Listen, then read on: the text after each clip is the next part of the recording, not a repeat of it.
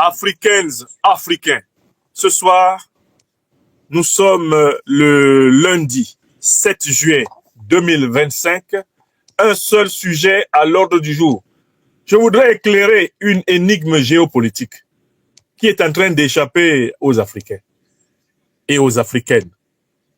Pourquoi Donald Trump a-t-il choisi, lui, président des États-Unis, grande puissance occidentale, de convoquer ou d'inviter à Washington pour un sommet Amérique-Afrique seulement 5 pays africains, à savoir la Mauritanie, le Sénégal, le Libéria, la Guinée-Bissau et le Gabon. La Mauritanie d'El Ghazouani, le Sénégal de Bassirou Diomaye Diakhar Faye, la Guinée-Bissau d'Umaro Sissoko Embalo, le Libéria de M. Boakai et le Gabon sous l'emprise du satrape général Dansoman de Libreville, Oligui Nguema. L'Afrique s'est interrogée cette semaine après le choix de Donald Trump, président des États-Unis, de convoquer ces pays-là. Et j'ai lu la presse africaine, j'ai lu même les analystes politiques des principaux médias africains tentant d'interpréter ce phénomène. Et c'est parce que je me suis rendu compte que la plupart des analyses sont hors sujet que j'ai décidé de mettre le sujet dans l'ordre.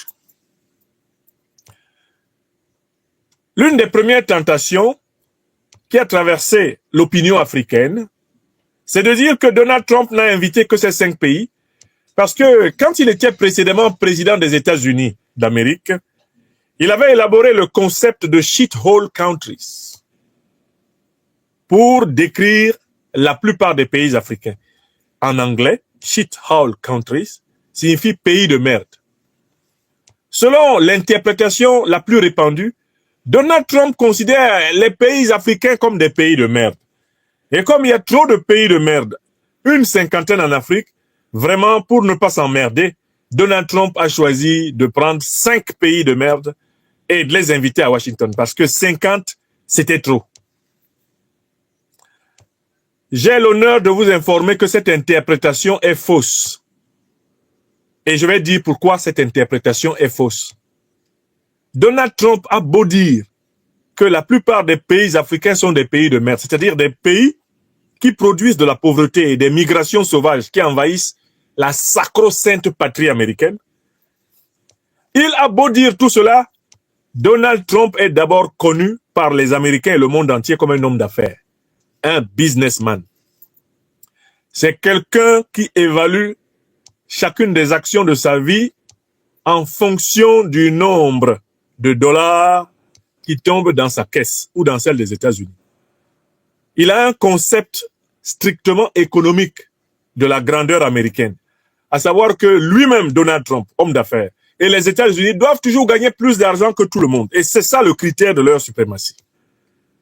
Donald Trump est un adorateur du dieu argent, de l'argent roi.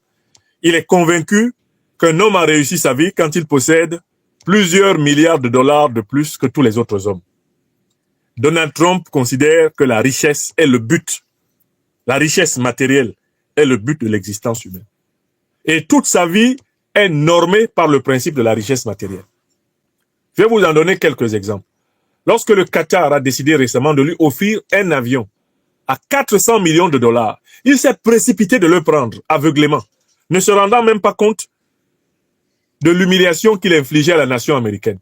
Si les États-Unis continuent à prétendre être la plus grande puissance mondiale, comment expliquer que la plus grande puissance mondiale voit son président recevoir un avion fonctionnel de la part du petit Qatar, vendeur de pétrole au Moyen-Orient? Donald Trump a argumenté en disant que ce sont les jaloux qui ne veulent pas qu'il prenne l'avion qu'on lui a donné. Parce qu'il n'y a personne, croit-il, sur la terre qui puisse refuser qu'on lui offre un avion de 400 millions de dollars. C'est-à-dire que face à l'argent, Donald Trump, en réalité, est toujours petit. C'est un estomac sans fond, c'est un homme financièrement insatisfait. C'est-à-dire que c'est quand même un homme qui est un millionnaire américain, c'est même un milliardaire américain, Donald Trump. Mais du point de vue métaphysique, c'est quelqu'un qui est pauvre, c'est un pauvre type. Parce que même si vous donnez à Donald Trump 100 milliards de dollars, il va penser à gagner 1000 milliards de dollars. Il se sentira toujours pauvre. Parce que c'est quelqu'un qui est assoiffé d'argent, qui est un serviteur de l'idole, l'idole du veau d'or. Donald Trump pense que tous les problèmes qu'un homme peut avoir dans sa vie peuvent se résoudre à coups de billets de dollars. Quand il a eu des affaires graves en justice contre lui, il a ouvert sa caisse, il a payé. Et comme aux États-Unis, la plupart des affaires peuvent se diluer en amende financière, monsieur a payé et le voilà président des États-Unis. C'est pas son problème. Souvenez-vous par exemple de l'affaire de la prostituée avec laquelle il a eu des relations tarifaires. Il a étouffé l'affaire en payant seulement la prostituée. La vie continue. Donc, c'est quelqu'un, vous devez d'abord comprendre sa psychologie. À la place du cerveau, il a une calculatrice, une caisse. Il entend sans cesse sonner les espèces sonnantes et trébuchantes. L'argent. À la place du cœur, c'est pareil. Il a un compte bancaire. Si tu l'aimes, donne-lui l'argent. Si tu ne l'aimes pas, fais-lui perdre de l'argent. Je vous donne un deuxième exemple. Regardez la crise qu'il y a entre lui et son ami, vite perdu, devenu ennemi, Elon Musk. Moi, je lis avec beaucoup de plaisir, avec beaucoup de délectation, la littérature politique américaine sur la crise entre Donald Trump et Elon Musk. De quoi, qu'est-ce qu'ils se disputent, les deux là? Bon, leur dispute vient du fait que Elon Musk a soutenu Donald Trump parce qu'il pensait que Donald Trump, une fois devenu président, lui permettrait de gagner encore plus d'argent. Déjà, Musk, il est hyper riche. Mais lui aussi, c'est un assoiffé, c'est un estomac sans fond. Alors que Trump pensait en fait que Elon Musk était venu vers lui pour l'aider, lui, Trump, à devenir président, afin que lui, Trump, devenu président, Trump et Musk fassent tout pour que Trump soit le plus riche. Donc, quand Trump arrive au pouvoir, il dit à Musk, prends des décisions pour que je devienne l'homme le plus riche des États-Unis d'Amérique. Et Elon Musk lui dit, écoute, moi-même, j'étais soutenu pour que devenu président, tu fasses que je sois toujours encore plus l'homme le plus riche des États-Unis. Voilà donc les deux qui veulent être les plus riches qui ont commencé à se manger le nez. Non, tu ne vaux rien, je vais te renvoyer en Afrique du Sud. Non, tu ne vaux rien, tu es un voyou. Tu es mêlé à des affaires de scandales sexuels et de perversité pédophilique. Je vais tout dénoncer. Je dis que quand tu lis la presse américaine, les bras t'en tombent. Comment des gens qui étaient alliés récemment à l'élection présidentielle américaine, comment un Elon Musk qui a été nommé à la tête de l'agence de la bonne gouvernance américaine en est à être celui qui balance sur Trump, pendant que Trump le menace de le chasser des États-Unis. Et puis voilà deux types. Trump est un descendant d'Allemands, et puis Elon Musk est un descendant de Sud-Africains et d'Européens, parce que les Sud-Africains là ne sont pas des Africains, ce sont des descendants des colons Boers, des colons qui ont d'ailleurs fait régner pendant plus de 100 ans un règne sauvage de l'apartheid en Afrique. Voilà Elon Musk. Et puis Donald Trump. Donald Trump était un descendant d'Allemand. Elon Musk, lui, il était un descendant probablement soit d'Allemands, soit de Britanniques. Bref, de toute façon, ils sont tous d'origine européenne. Et les deux se disputent aux États-Unis, chacun veut chasser l'autre. À la base même, est-ce que vous-même, c'est votre pays? On a presque envie de demander à Elon Musk, mais tu dis que tu es sud-africain, non? Et toi, en Afrique du Sud même, tu es descendant des colons qui ont pillé et exproprié les Sud-Africains. Et puis toi, Donald Trump, tu dis que tu es américain, non? Mais à la base, nous connaissons les vrais Américains, les Native Americans, les Sioux, les Incas, et comme ça, les Sioux, les Iroquois, les Cheyennes, les Apaches, tout ça là, nous on les connaît. C'est pas vous. C'est pas vous. Les autochtones américains ne sont pas les blancs américains. Ce sont les rouges. C'est le peuple rouge. Et nous autres Africains, à travers le grand Aboubakari III, empereur du Mali, mais nous avons visité les États-Unis longtemps avant la plupart des grandes puissances occidentales actuelles. Et même avant Aboubakari III, on a trouvé des traces de migration venues par bateau d'Afrique qui ont d'ailleurs transféré un certain nombre de pratiques agricoles sur tout le continent américain, latino-américain et nord-américain. On a trouvé des traces de population négroïde. plus ancienne d'ailleurs, trace de population. Je vous parle toujours de M. Donald Trump, hein, parce qu'il faut que vous sachiez à qui vous avez affaire. Je viens de le résumer. C'est un homme d'affaires, c'est un businessman, c'est quelqu'un qui marche au biais de banque. C'est quelqu'un qui est à la quête des dollars pour lui et pour l'Amérique. Son concept de Make America Great Again, c'est Give America more dollars again. Give Donald Trump more dollars again. Je rappelle un troisième exemple pour vous illustrer que c'est un dirigeant d'un matérialisme aveugle. C'est-à-dire que lui, ce n'est que le bruit de l'argent. Ce que nous appelons à Douala les tchan-tchan. Lui là, Donald Trump, quand il marche, il n'entend que le bruit de l'argent. Là où il y a le bruit de l'argent, le voilà. Souvenez-vous de la raison pour laquelle finalement, lui, il est entré dans les négociations en Ukraine pour que la paix vienne. Qu'est-ce que Donald Trump demande à l'Ukraine de lui donner? En échange des armes qu'ils ont données à l'Ukraine pour attaquer, pour combattre la Russie. Donald Trump a été clair. Donnez-nous tous les minéraux, donnez-nous toutes les terres rares de l'Ukraine. C'est clair ou c'est pas clair? Voilà. Donald Trump, lui, il est venu dévoiler en plein jour que c'était pas pour la démocratie, c'était pas pour combattre Poutine, le dictateur russe, c'était pour mettre la main sur les terres rares, les minéraux, les richesses de l'Ukraine. Donc, il a dit à Zelensky, on t'a trop armé, l'Amérique a trop dépensé pour toi maintenant, signe que l'Amérique est détentrice de l'essentiel des terres rares de l'Ukraine. Bon, dans toute cette affaire, Vladimir Vladimirovich Poutine, lui, n'a pas parlé. Il est en train d'arracher toutes les terres rares de l'Ukraine pour les réintégrer dans la Fédération de Russie. Donc, vous allez voir bientôt les Ukrainiens chanter Kassongo, les Américains chanter Kassongo, pendant que Vladimir Vladimirovich Poutine engrange victoire sur victoire. C'est ce qui se passe là-bas. Bon. Mais le même Donald Trump est auteur d'un accord soi-disant de paix entre la République démocratique du Congo, de Félix Tshisekedi Tshilombo, et la République du Rwanda, de Paul Kagame. Quel est le fond de l'accord?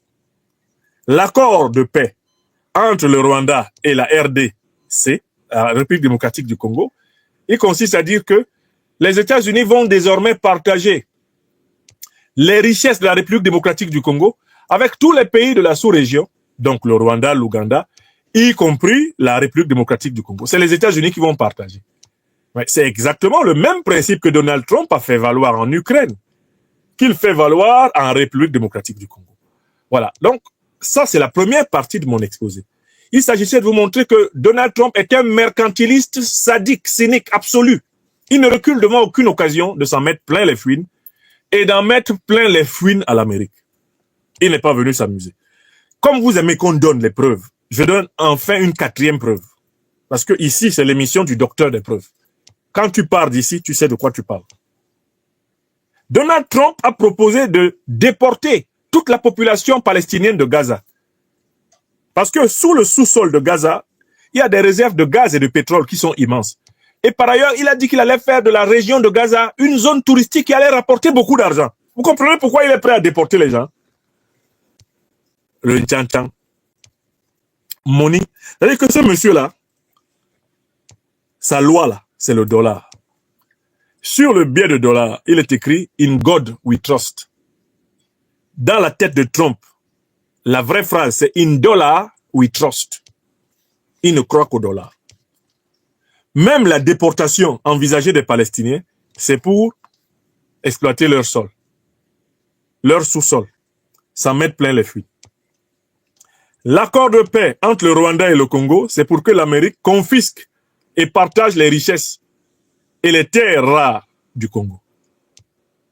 L'accord de paix entre l'Ukraine et la Russie, Trump travaille dedans pour pouvoir récupérer les terres rares et les minéraux précieux de l'Ukraine. Il n'est pas là pour s'amuser. Et ce qui est intéressant avec Trump, c'est qu'il ne fait pas ça en cachette. Il dit ça en plein jour. Vous pouvez trouver toutes ces déclarations. Je ne lui attribue rien qu'il n'ait dit. Il a dit, you have to pay me back. Pay America back. C'est ce qu'il a dit à Zelensky. Quand il a rincé Zelensky en direct dans le bureau ovale. D'accord? Quand il a applaudi la journaliste prestidigitatrice et superficielle et la ministre des Affaires étrangères de la République démocratique du Congo qui faisaient leur petit numéro de vassaux de l'impérialisme américain dans le bureau ovale, c'est parce que tout le monde est venu dire Trump, pardon, c'est toi qui partages le gâteau Congo maintenant. Tu donnes un peu aux Congolais, tu donnes aux Rwandais pour qu'ils arrêtent d'attaquer le Congo, tu donnes aux Ougandais pour qu'ils arrêtent d'attaquer le Congo, toi-même tu récupères le reste. Et pour vous laisser les Congolais respirer. Les Congolais veulent vivre, même si pour cela il faut qu'ils soient pauvres. Vous avez bien vu ça? Voilà Trump. Très bien. Maintenant, dans la deuxième partie de cette émission, de cette réflexion à haute voix, je voudrais qu'on analyse la stratégie des États-Unis en Afrique. La deuxième école a consisté à dire Donald Trump a décidé de privilégier la Mauritanie, de privilégier le Sénégal, le Libéria, de privilégier la Guinée-Bissau et de privilégier le Gabon par rapport aux autres pays africains. Je vous dis que cette deuxième opinion est aussi fausse. La convocation des dirigeants du Sénégal, de Mauritanie, du Libéria, de Guinée-Bissau et du Gabon n'est pas du tout un signe de privilège. Je vais le démontrer. Ce n'est pas un signe de privilège parce qu'en fait, les États-Unis ont pratiquement 25 bases militaires sur le continent africain. Ils en ont 25. Le continent africain que vous voyez là, il est encerclé et traversé de bases militaires américaines. Les États-Unis ont plusieurs pays africains qui sont déjà leurs alliés solides. Il ne va pas les inviter pour leur expliquer ce qu'ils savent déjà. J'espère que vous savez que le pays du continent africain qui est le plus puissant allié des États-Unis, c'est l'Égypte. Le budget égyptien là est amplement financé par les États-Unis d'Amérique, afin que l'Égypte soit un allié stratégique important d'Israël et que le monde arabe soit toujours divisé. Je vous décris pays par pays, pour que vous sachiez que les gens qui pensent que non, ça veut dire que la Mauritanie, le Sénégal, le Libéria, la Guinée-Bissau, le Gabon sont devenus les nouveaux chouchous de Trump. Ils ne sont pas les nouveaux chouchous de Trump du tout. Je vais vous expliquer après pourquoi. Je commence d'abord par vous expliquer les grands chouchous de Trump et des États-Unis d'Amérique en Afrique. C'est d'abord l'Égypte. Le budget égyptien est amplement financé par les États-Unis d'Amérique. D'accord? Ok, on continue. Mais l'Algérie est une puissance qui coopère massivement avec les États-Unis d'Amérique, notamment avec l'OTAN. L'Algérie est une base de l'OTAN. Les groupes terroristes Al-Qaïda et l'État islamique qui opèrent contre le Sahel sont adossés en Algérie et l'Algérie est soutenue par l'OTAN dans ce travail. Pourquoi vous voulez que Trump invite les bons élèves? Trump n'invite pas les bons élèves. L'Algérie, l'Égypte, ce sont des élèves acquis, accroupis et couchés. Pourquoi vous voulez qu'on les invite? Ils sont déjà dans la classe. On continue. La Tunisie, le Maroc, ils sont des pays entièrement soumis à l'OTAN. Le Maroc, la Tunisie sont des pays entièrement soumis à l'OTAN. Le Maroc est une base militaire américaine. Pourquoi voulez-vous qu'on invite encore le Maroc? Le Maroc est déjà embedded, il est déjà couché aux États-Unis. Donc, il faut que vous compreniez. On continue à descendre. Bon, vous vouliez qu'on invite qui? La Côte d'Ivoire. Mais Alassane Ouattara a déjà donné la Côte d'Ivoire au néocolonialisme français et à l'impérialisme américain. Les officiers américains siègent à l'état-major de l'armée ivoirienne. Pourquoi vous voulez qu'on invite encore la Côte d'Ivoire? Elle est déjà livrée, pied et poing. Alassane Ouattara a même indiqué la région d'Odiéné pour que l'armée américaine vienne s'y installer. Et ce n'est pas un hasard s'il a choisi Odiéné, c'est parce qu'il croit pouvoir se protéger ainsi du Mali, du général d'armée Assimi Goïta. Oui! Bon, pourquoi voulez-vous qu'on invite alors le Ghana? Mais le Ghana est une base militaire américaine. De très longue date, les Américains y s'y promènent avec leurs aéronefs, avec leurs espions, et avec leurs renseignements généraux et tout ça. Pourquoi vous voulez qu'on invite encore le Ghana? Oh, vraiment les Africains. L'information, c'est quelque chose qui est devant vous. On continue. Pourquoi vous voulez qu'on invite le Togo? Le Togo est en coopération militaire étroite avec les États-Unis et notamment à travers Israël. Vous voulez qu'on invite les Togolais, pourquoi? Le Togo, c'est déjà le chemin de passage tranquille des troupes américaines et de leurs supplétifs israéliens. Bon, vous vouliez qu'on invite qui? Le Bénin? Mais Talon a déjà tout donné. on l'invite pour lui dire quoi? Talon, c'est un bon élève. Le Bénin est une mascotte du néocolonialisme géopolitique et géostratégique français et américain. Pourquoi vous voulez qu'on invite encore Talon? Oh, vraiment. Je que les Africains, vous me fatiguez, quoi. Bon, vous voulez qu'on invite le Nigeria? Mais le Nigeria, c'est le marche-pied de l'impérialisme américain. L'OTAN, les États-Unis ont toute liberté au Nigeria. Pourquoi il faudrait qu'ils invitent encore le Nigeria, dis donc? Hein? Parce que vous dites, on n'a pas invité le Nigeria. Le Nigeria est déjà assis dans la classe, au premier banc. L'élite politique nigériane est entièrement soumise à l'élite politique américaine, que ce soit les démocrates ou les républicains qui soient au pouvoir à Washington. Vous parlez de quoi? On continue à faire le tour. Bon, pourquoi on n'a pas invité le Cameroun? Mais Paul Biya a toujours fait les 4 volontés des États-Unis d'Amérique. Il a fait du Cameroun le marchepied des bases de drones américains. Les troupes américaines circulent dans l'espace terrestre et aérien camerounais librement. Les navires de guerre américains mouillent dans les côtes camerounaises depuis très longtemps. Pourquoi vous voulez qu'on appelle encore Paul Biya? C'est un bon élève. Ah, je suis le meilleur élève. Pourquoi vous voulez qu'on l'invite? Pourquoi? Il fait correctement ses devoirs. Est-ce que vous comprenez? On continue la liste. Vous voulez qu'on invite qui? Tshisekedi, mais il ne vient pas de livrer et de vendre la République démocratique du Congo aux États-Unis. Qu'il vende encore quoi? Il n'y a pas un Congo au ciel pour qu'il aille encore vendre le cobalt, l'uranium, le manganèse, etc., qui serait au ciel. Il a déjà vendu ce qui est sur terre. Il a dit à Trump, viens partager. Donne pour les Rwandais, donne pour les Ougandais, donne pour les Kenyans, le reste pour peut-être... Prends pour toi. Si quelque chose reste, donne aux Congolais.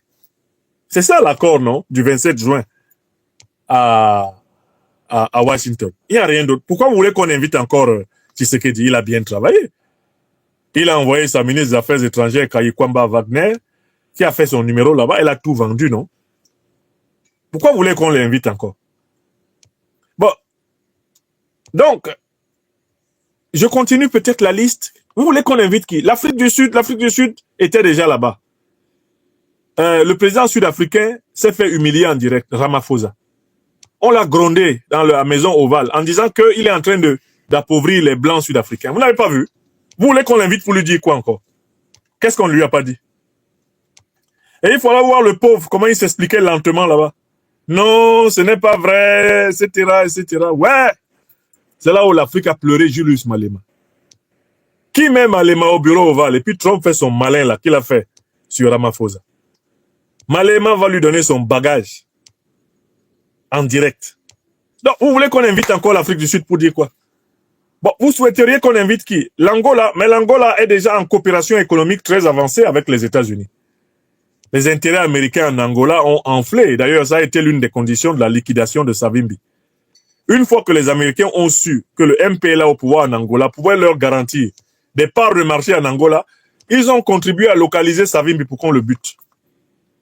J'espère que vous savez que Savimbi, qui était un renégat au service de l'impérialisme américain et sud-africain, a été liquidé avec la complicité des services de ces pays protecteurs. Sont eux qui ont aidé l'armée angolaise à savoir où il était pour le buter.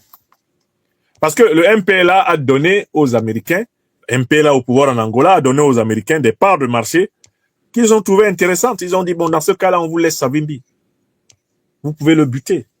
C'est comme ça qu'ils ont toujours traité leurs serviteurs. Regardez comment ils ont traité Mobutu. Mobutu qui soutenait le FNLA, Front National de Libération de l'Angola de Holden Roberto, et qui combattait le MPLA pour le compte des États-Unis. Vous avez vu comment ils l'ont lâché? Il allait mourir au Maroc, il pesait 36 kilos. Donc, vous voulez qu'on cite quel pays? Quel est le pays qui n'est pas venu? Le Kenya. Vous vouliez que le Kenya vienne? Mais le Kenya, c'est le marche-pied des États-Unis, non? Depuis le temps d'Obama, les dirigeants kenyans font les 4 volontés des États-Unis. Vous voulez qu'on convoque les bons élèves pour leur expliquer quoi? Ils ont déjà compris la leçon. Vous voulez qu'on convoque qui? Vous voyez ce que je viens de faire là? Je n'ai surtout pas parlé de la Mauritanie. Je n'ai pas parlé du Sénégal. Je n'ai pas parlé du Libéria encore. Je n'ai pas encore parlé de la Guinée-Bissau. Et je n'ai pas encore parlé du Gabon. Et déjà, vous avez compris que ce n'est pas parce qu'on a invité ces 5 là qu'il n'y a pas d'autres. la quasi-totalité du territoire africain actuel est quadrillée par l'armée des États-Unis. Mais oui, et la quasi-totalité des pays actuels du continent africain sont sous le contrôle de l'OTAN, sont sous l'influence de l'OTAN. Vous voulez quand même pas qu'on convoque tout le monde, y compris ceux qui ont déjà bien fait leur travail. Ça, c'est du cafouillage. Donald Trump est méthodique. Quand le travail est fait, il ne fait pas 2 fois le même travail. Il passe à la suite. Est-ce que vous venez de comprendre? J'ai fait un petit tour de la présence américaine en Afrique. Et vous avez bien compris que ce n'est pas parce que la Mauritanie, le Sénégal, le Libéria, je ne sais pas, la Guinée-Bissau ou le Gabon seraient préférés par Trump qui les a invités. Non, ce ne sont pas ses préférés du tout. Ce n'est pas vrai. Il a des préférés encore plus préférés que ça en Afrique. Donc maintenant, on vient à la 3e partie de mon analyse. La 3e partie. Dans cette partie, je vais vous expliquer pourquoi il a spécialement invité les pays en question. Pourquoi est-ce qu'il les a spécialement invités? Maintenant, vous allez pouvoir, je pense, comprendre.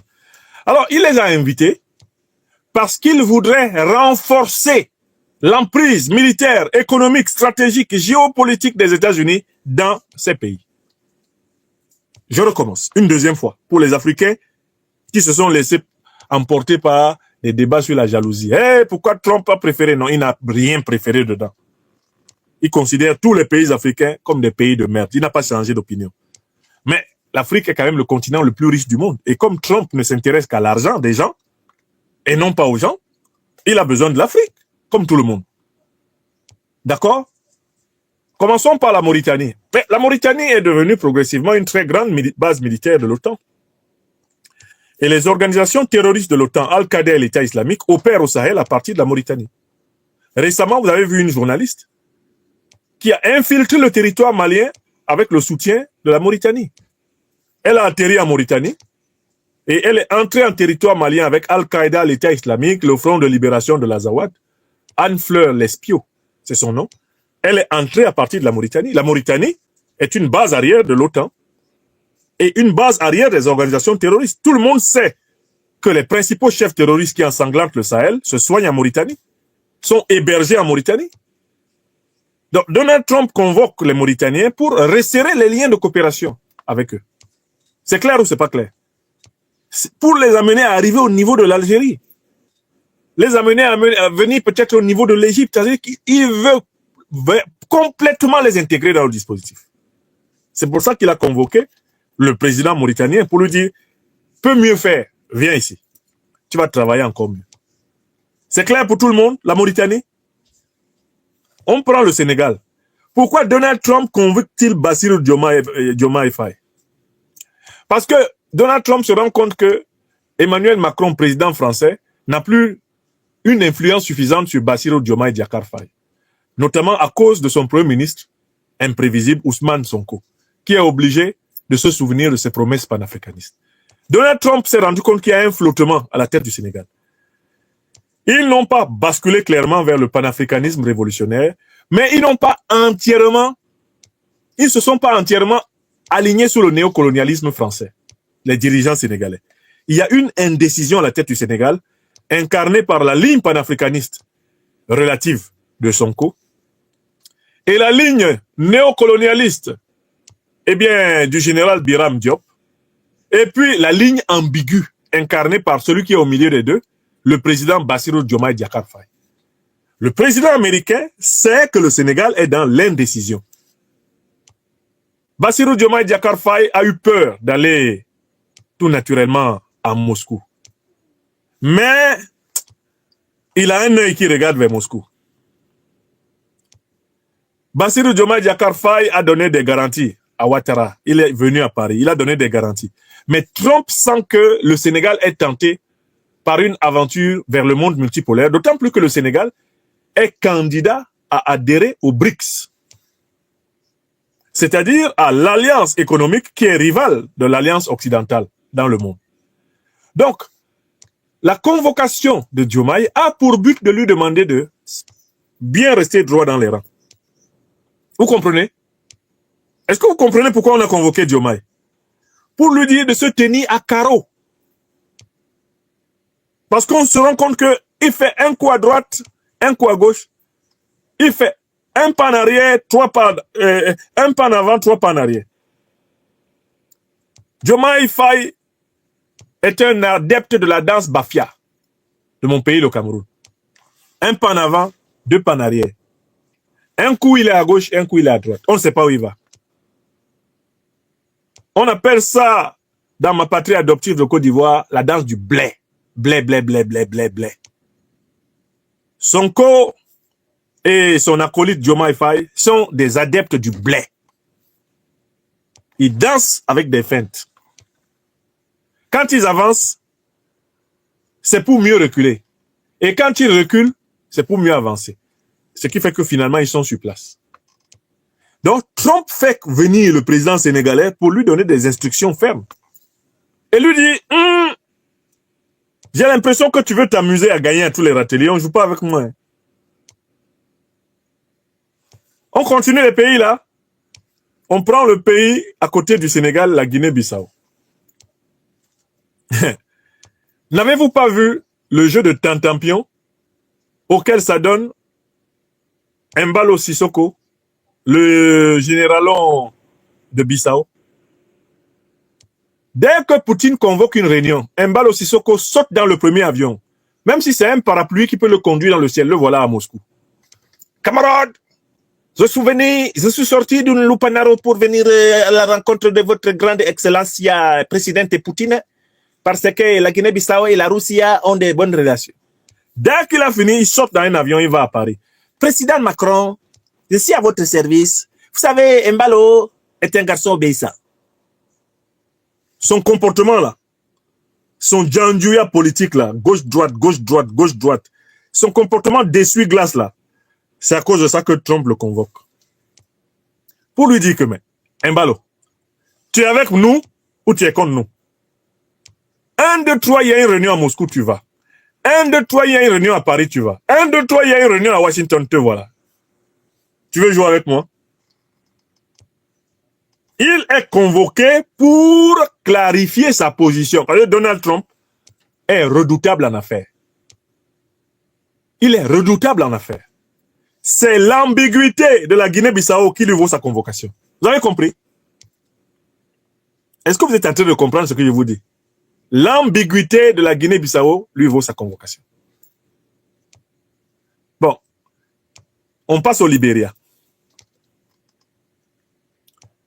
Monsieur Boakai, qui vient d'arriver au pouvoir et qui a battu George Weah, la star du football, et le précédent président du Libéria, a tenté ces derniers temps de diversifier les relations diplomatiques du Libéria. Et c'est arrivé dans les oreilles de Trump. Vous savez que le Libéria est un pays africain qui a été fondé par les anciens esclaves revenus des États-Unis d'Amérique. Le Libéria était même pratiquement le 52e État des États-Unis d'Amérique. Regardez même le drapeau du Libéria. Vous allez vous rendre compte que le drapeau libérien, c'est quasiment clairement le drapeau américain. Donc, Boakai a commencé à vouloir faire comme s'il ne veut pas obéir comme Weah. Parce que Weah, lui, il était accroupi, il était couché sous l'impérialisme américain. D'accord? Donc, Boakai lui-même est convoqué pour qu'on lui demande ce qu'il veut.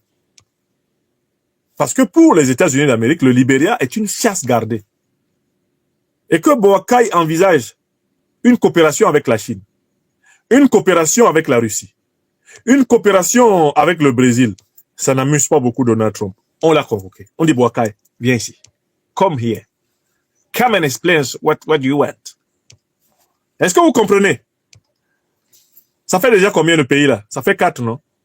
Traversons. Allons au Gabon. Oligui Nguema. Oligui Nguema est convoqué pourquoi? Parce qu'il y a quelqu'un qui a fait un petit faux bond aux États-Unis d'Amérique en Afrique centrale et qui se trouve être un tonton d'Oligui Nguema. Vous savez qui? Il y a un dirigeant là-bas en Afrique centrale qui a fait un faux bond aux États-Unis d'Amérique. Mais un faux bond d'une vitesse incroyable. Et ce dirigeant-là est le tonton d'Oligui Nguema.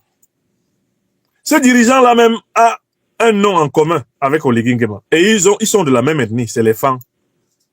L'un est équato-guinéen, l'autre est gabonais. Vous connaissez le dirigeant en question? Le tonton. Mais ce n'est pas Biya. Ce n'est pas Biya. Biya n'a pas le temps. Il dort une bonne partie de la journée. C'est pas Biya. Quel est le président d'Afrique centrale qui a le même nom qu'Oligui Nguema et qui parle la même langue que lui sans erreur? Voilà. Merci à toi, Viral Gabouema. Nous sommes là dans la géopolitique. Vous comprenez? Il s'agit du président équato-guinéen Teodoro Obiang Bazogondon. Teodoro Obiang Bazogondon a fait installer une base militaire de la Fédération de Russie en Guinée équatoriale. Et ça, on a entendu à Washington, ils ont plié un doigt comme ça. Ils ont plié un doigt quand il a fait ça. Teodoro Obiang Bazogondon a fait installer une base d'instructeurs militaires russes en Guinée équatoriale. Or, Donald Trump a observé que 1, 2, 3, Oligui traverse la frontière pour aller voir son papa Obiang. Oligui s'appelle comment? Oligui Nguema. Obiang s'appelle comment? Obiang Nguema. Vous pensez que quand ils se rencontrent, ils parlent en français? Ils posent le français à côté. Et à peu pas, Maïwo, Menemon, Menemonengema, Onengema, Menengema. Et à peu pas. Les Américains ont entendu ça. Les néocolonialistes français ont entendu ça. On convoque Oligui Nguema chez le grand frère des impérialistes occidentaux, Donald Trump. Parce que lui, sa bouche ne porte pas le caleçon. Dès qu'il arrive à Washington, on va lui dire, "Hey, you guy, you don't have to play with us. As you know, you are president in Gabon because Macron has made it for you. And when you know that you are under French influence, and you know that France is also under American influence, so don't do like Obiang Nguema Teodoro Bazogodong. If you do like him, we will do with you like we've done with Gaddafi." Vous avez compris? Oligui Nguema devrait pisser dans ses frocs quand il a appris que Trump le convoque. En effet, quand Oligui a appris, Aborbama Maouya, il a couru sur son téléphone rouge pour appeler son père, Obiang. Papa, il y a Trump qui m'a convoqué, m'a boyé, m'a bolzé, qu'est-ce qu'il m'a convoqué? Obiang lui a dit, va le flatter et reviens ici, je vais t'aider. Va, flatte-le. Soumets-toi, rampe. Quand tu arrives même à la Maison Blanche, dès que tu vois la Maison Blanche, tu te mets à genoux depuis l'entrée jusqu'au porche. Quand Trump te gronde, tu ne dis rien. Toi, quand tu seras dans le bureau ovale, regarde seulement le sol. Ne fais pas comme Zelensky. Zelensky, lui, il est aidé par le secours de certaines choses qui passent par son nez. Toi, il faut baisser seulement la tête. Quel que soit ce que Donald Trump va dire là-bas, tu dis seulement, oh oui, un ala, papa Trump, ma woke. Vous avez compris? Les Africains sont là, ils se promènent sur les réseaux sociaux, ils disent que le Gabon a la chance. Ouais, le Gabon. Ouais, Donald Trump, il nous a choisis. On disait que nous, les Gabonais, on passe notre temps seulement à boire le moufakou. Mais voilà, les Gabonais sont les plus américains des Africains. Votre dirigeant va là-bas en pissant dans ses frocs. Il sait pourquoi on l'appelle. Are you interested to have a military base of Russian Federation like Guinea, Equatorial Guinea? Are you interested in that? Oligui dit no. Hey, Papa Trump, never, jamais. On dit, but what the fuck are you doing every day with Obiang Nguema Bazogo Teodoro? Why are you going there every time? Why do you call him? And we have listened to your phone calls with him. We know what you're talking about. Make sure that you don't want to have some troubles. Vous avez compris? Est-ce que tout le monde a compris? Pourquoi on a convoqué les 5 pays-là? Récapitulez avec moi. On les a convoqués parce que ce sont des pays au positionnement ambigu. Et que Donald Trump a besoin de s'assurer qu'il reste dans l'escarcelle de l'impérialisme américain, du néocolonialisme français, de la domination occidentale. Écrivez ça, Tilana. Écrivez, écrivez, écrivez, écrivez. On les a convoqués à cause des hésitations. On les a convoqués à cause de la tendance des dirigeants de ces pays à vouloir gagner et manger à tous les râteliers. On les a convoqués à cause de leur danse bafia, de leur blé, blé, blé, blé, blé, blé. Baoulé là. On les a convoqués en raison de leur hésitationnisme. Hein? De leur dilettantisme. On les a convoqués en raison de leur donquichotisme. Parce que Donald Trump veut s'assurer que le dispositif de l'OTAN, le dispositif de l'Africom, le dispositif de la puissance américaine est ferme. Parce que c'est la condition pour imposer les conditions commerciales à l'avantage des États-Unis et au désavantage des Africains. Il faut une emprise ferme sur le continent. Et là, Donald Trump, avec le renseignement qu'il a reçu, veut renforcer ses emprises. Bon, il ne va pas renforcer des emprises qui sont déjà renforcées. Vous allez voir, il va convoquer les autres après. Il a commencé par les plus fragiles. Après, il va convoquer les bons élèves pour leur donner des bons points. Est-ce que c'est clair pour tout le monde? Chaque planète a sa propre guerre.